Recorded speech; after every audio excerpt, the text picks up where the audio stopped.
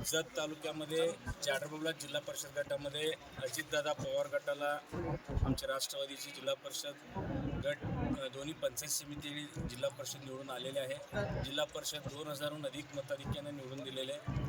आता ही खरी अजितदादांना मी श्रद्धांजली अर्पण करतो।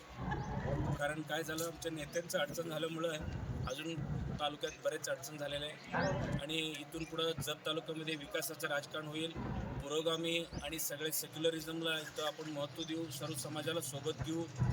खोटं आणि ढोबळ आणि गबाळ आश्वासन न देता लोकांना, गावगाड्यातील शेतकरी असतील, सर्व घटकांना, शिक्षक, विद्यार्थी, पालक, सगळं आरोग्य सुविधा असतील, जिल्हा परिषद माध्यमातून 9च्या 9 गटात सगळीकडे एकदम चांगलं काम करू आणि जी काही इथं आश्वासनाचा पाऊस होत होता, तर खऱ्या अर्थानं अगदी जमिनीवर प्रत्येक कार्यकर्ता, प्रत्येक घटकाला इथून सोबत घेऊन जाण्याचे इथून राजकारण होईल।